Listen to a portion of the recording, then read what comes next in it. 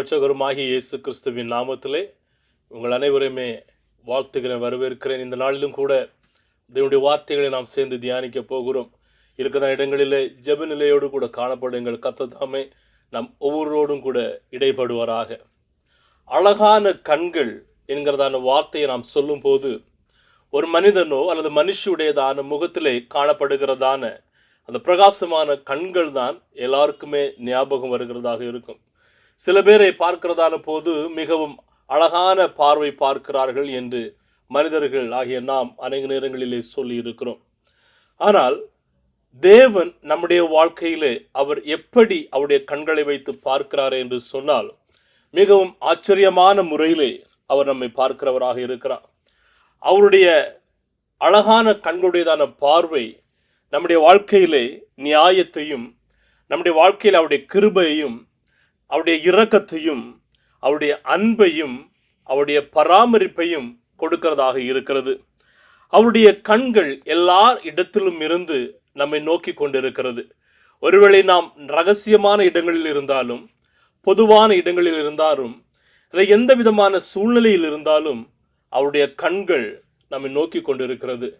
நீதிமொழிகள் 15:3 சொல்லுகிறது, கர்த்தரின் கண்கள் எவ்விடத்திலும் இருந்து நல்லோரையும் தீயோரையும் நோக்கி பார்க்கிறது என்று சொல்லி. இந்த வசனம் நமக்கு ஞாபகப்படுத்துகிறது என்னவென்று சொன்னால், நாம் எந்த இடத்திலே தனிமையாக இருக்கிறேன் என்று நாம் கருதுகிறோமோ அந்த இடத்திலே நாம் தனிமையானவர்கள் அல்ல. எவ்விடத்திலும் இருக்கிறவர்களை கர்த்தருடைய கண்கள் நோக்கி கொண்டிருக்கிறது. நல்லோரையும் தீயோரையும் அவர் பார்த்து கொண்டிருக்கிறவராக இருக்கிறார். எனவே நாம் ஒருபோதும் தனிமையானவர்கள் அல்ல, ஒருபோதும் நாம் தனிமையிலே அலைந்து திரிகிறவர்களும் அல்ல. கர்த்தருடைய அழகான கண்கள், அந்த பரிசுத்தமான கண்கள், அன்பின் கண்கள், நீதியின் கண்கள் நம்மை நோக்கி கொண்டிருக்கிறதாக நாம் பார்க்க முடியும். தேவன் அவருடைய அழகான கண்களை வைத்து அவர் நம்மை எப்படி பார்க்கிறார் என்று சொன்னால், 1 சாமுவேல் 16:7 பார்க்கும்போது, கர்த்தர் சாமுவேலை நோக்கி, நீ இவனுடைய முகத்தையும் இவனுடைய சரீர வளர்ச்சியையும் பார்க்க வேண்டாம், நான் இவனை புறக்கணித்தேன். மனுஷன் பார்க்கிறபடி நான் பாரேன், மனுஷன் முகத்தை பார்ப்பான், கர்த்தரோ இருதயத்தை பார்க்கிறார் என்றார். இந்த பகுதி ஒரு மிகவும் வல்லமை நிறைந்ததான ஒரு பகுதியாக நாம் பார்க்க முடியும். தேவன் தீர்க்கதரிசியாகிய சாமுவேலை அழைத்து ஈசாயினுடையதான வீட்டிற்கு கடந்து சென்று தாவீதை ராஜாவாக அபிஷேகம் பண்ணும்படியாக அனுப்புகிறார். ஆனால் ஈசாயின் வீட்டிற்கு கடந்து சென்ற உடனே எலியாப் என்கிறதான அந்த முதல் மகனை பார்க்கும்போது, இந்த சாமுவேல் தீர்க்கதரிசி இவனே தான் தேவன் அபிஷேகம் பண்ண போகிறார் என்று சொல்லி அவனுடைய தோற்றத்தை வைத்தும், அழகை வைத்தும், அவருடைய சரீர பலத்தை வைத்தும் சாமுவேல் தீர்க்கதரிசி எடை போட்டவராக இருக்கிறார். அவரை பார்த்து தேவன் சொல்லுகிறார், மனுஷன் பார்க்கிறபடி நான் பார்க்கிறதில்லை, மனுஷன் முகத்தை பார்ப்பான், ஆனால் கர்த்தரோ இருதயத்தை பார்க்கிறவராக இருக்கிறார். அருமையான தேவ ஜனங்களே, மனிதர்களாகிய நாம் அநேக நேரங்களிலே பிறரை அவர்களுடையதான வெளி தோற்றத்தை வைத்து நாம் எடை போடுகிறவர்களாக இருக்கிறோம். அதிகமாக படித்தவர்கள், அதிகமாக வசதி நிறைந்தவர்கள் என்று சொன்னால் அவர்களுக்கு ஒரு சில விதமான மரியாதையையும், மற்ற குறுகிறதான இடங்களிலே வேலைகளிலே இருக்கிறவர்களுக்கு மற்ற விதமான மரியாதையையும் நாம் கொடுக்கிறவர்களாக இருப்போம். கிறிஸ்தவர்களாகிய நாம் அநேக நேரங்களிலே இதை கடைபிடிக்கிறோம். ஆனால் நம்மை நாம் ஆராய்ந்து பார்க்க வேண்டும். தேவன் அவர் இருதயத்தை பார்க்கிறவராக இருக்கிறார், வெளியரங்கத்தை அல்ல.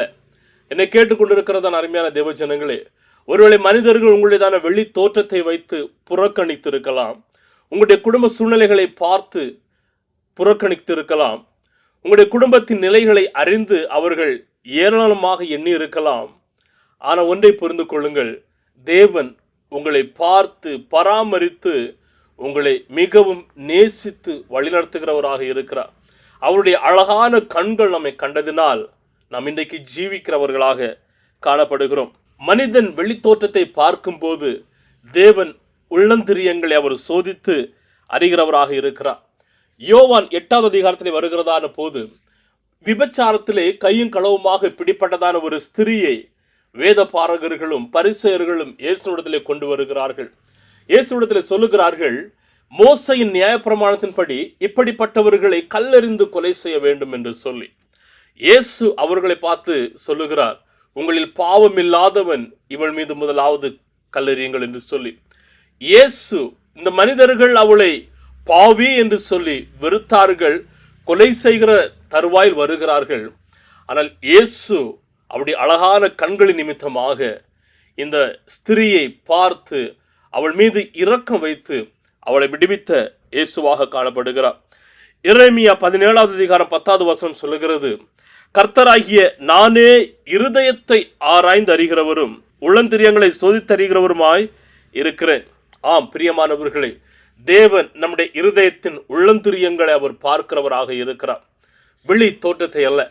அநேக இடங்களிலே அநேக ஊழியர்களாக இருக்கட்டும், அவர்கள் கூட ஒரு சில விதமான ஜனங்கள் சபைக்கு வருகிறதான போது இவர்கள் அப்படிப்பட்டவர்கள் இப்படிப்பட்டவர்கள் என்று சொல்லி வெறுத்து ஒதுக்குகிறதான போதும், அல்லது ஒரு பாரபட்சம் பார்க்கிறதான போதும், ஆனால் பரலோகம் அவர்களை ஏற்றுக்கொள்ளுகிறதாக இருக்கிறது.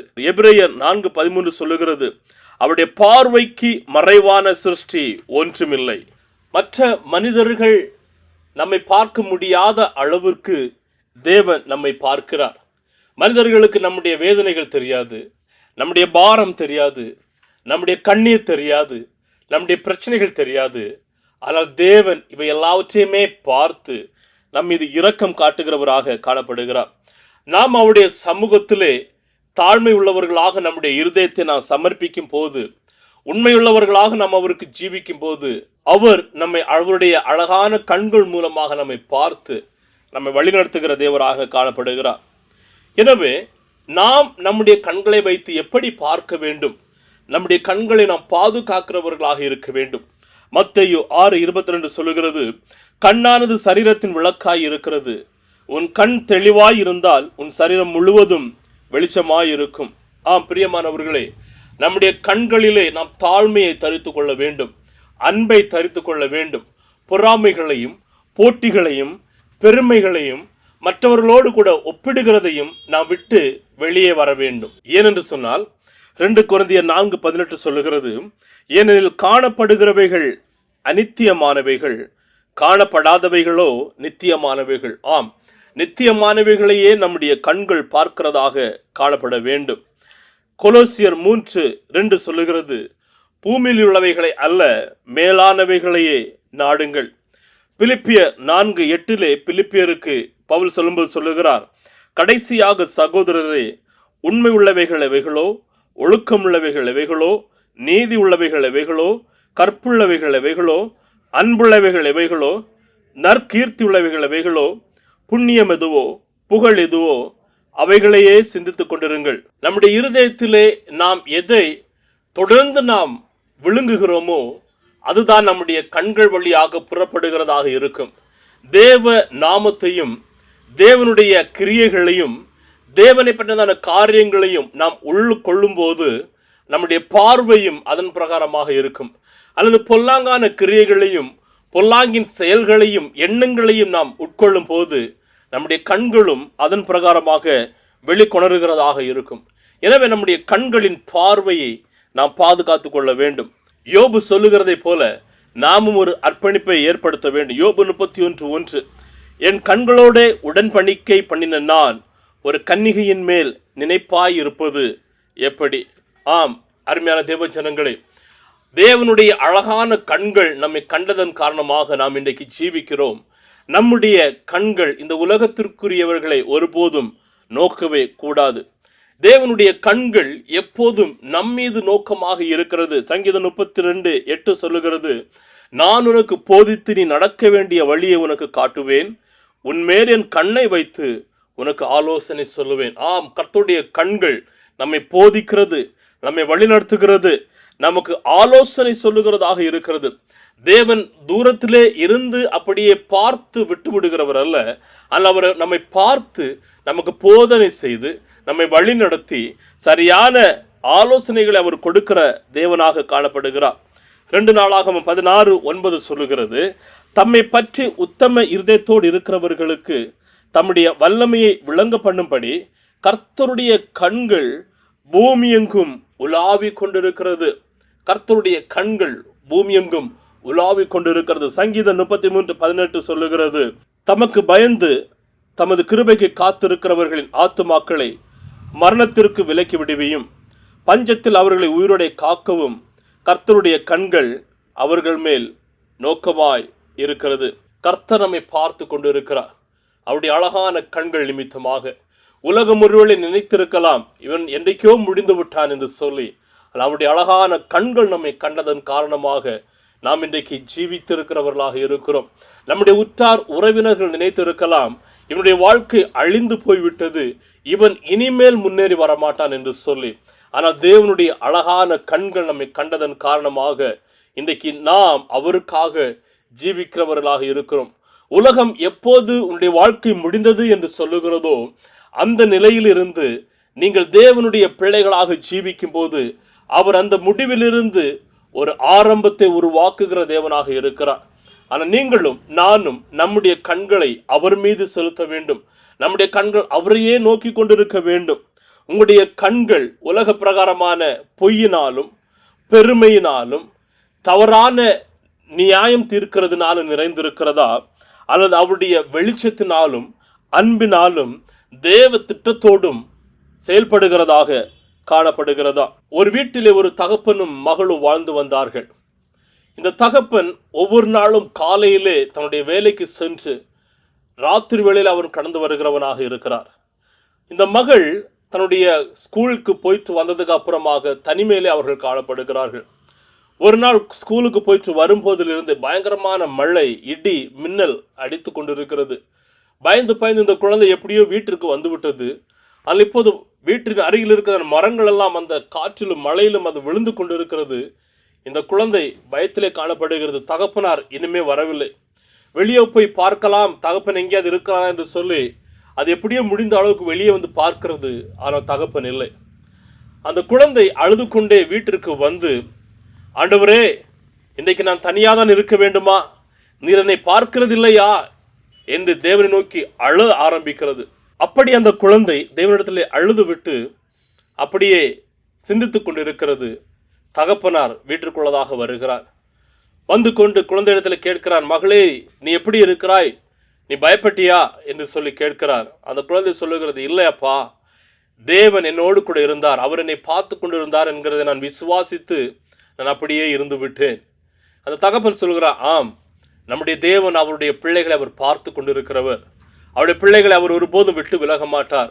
அவர் உன்னோடு கூடவே இருப்பார். எனவே எப்படிப்பட்ட சூழ்நிலை நீ இன்னும் சந்தித்தாலும் ஒருபோதும் பயப்படக்கூடாது என அந்த குழந்தைக்கு ஆறுதல் சொல்லி பேசி கொண்டிருந்தார். அருமையான தேவ ஜனங்களே, நம்மை காண்கிறதான தேவன், நம்மை காக்கிறதான தேவன், அவர் ஒருபோதும் தூங்குகிறதும் இல்லை உறங்குகிறதும் இல்லை என்று வேதம் சொல்லுகிறது. அவருடைய கண்கள் எப்போது நம் மீது பாய்ந்து கொண்டு இருக்கிறது.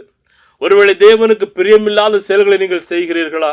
அதையும் அவர் பார்த்து கொண்டிருக்கிறார். தேவனுக்காக மாத்திரமே ஜீவிக்கிறீர்களா? அவர் அதையும் பார்த்து கொண்டிருக்கிறார். ஒருவேளை தேவனுக்கு பிரியமில்லாத செயலிலே இருக்கிறோமே என்று சொன்னால் அவருடைய சமூகத்திலே கடந்து வர வேண்டியது மிகவும் அவசியம். இந்த கிறிஸ்துவை பிரதிபலிக்க வேண்டியது மிகவும் அவசியம். தேவனுடைய அழகான கண்கள் நம்மை பார்க்கும்போது நம்முடைய இருதயத்தை அவர் தேடிக்கொண்டிருக்கிறார். நம்முடைய ஒவ்வொரு நடையையும் அவர் பாதுகாக்கிறார். நம்முடைய எல்லா தீங்குகளிலும் இருந்து அவர் நம்மை பாதுகாக்கிறார். நாம் அவருக்கு கீழ்ப்படியும் போது அவர் மகிழ்கிறவராக காணப்படுகிறார். எனவே இன்றைக்கு நாமே நாம் ஆராய்ந்து பார்க்க வேண்டும். வேதம் சொல்லுகிறது, சங்கீதக்காரர் சொல்லுகிறார், தேவன் பரலோகத்திலிருந்து மனுப்புத்திரனை கண்ணோக்கி கொண்டிருக்கிறார் என்று சொல்லி. அவர் நம்மை கண்ணோக்கி பார்க்கும் போது அவருக்கு பிரியமான பிள்ளைகளாக இருப்பீர்களா அல்லது பிரியமற்றவர்களாக இருக்கிறீர்களா? அவருடைய அழகான கண்கள் நம்மை கண்டதன் காரணமாக தான் இன்றைக்கு நாம் அவருக்காக ஓடுகிறோம், அவரை பற்றி பேசுகிறோம். இன்றைக்கு நாம் வீழாமல் நிலைத்து நிற்கிறோம். எனவே அவர் நமக்கு கொடுத்த இந்த வாழ்க்கையை அவருக்காக நாம் வாழ வேண்டியது அவசியம். அவருடைய அழகான கண்கள் நம்மை தேற்றட்டும், ஆற்றட்டும், வழிநடத்தட்டும், பாதுகாக்கட்டும். கர்த்தர் உங்கள் ஒவ்வொருவரோடும் கூட இருப்பாராக. ஆமேன், ஆமேன். God bless you.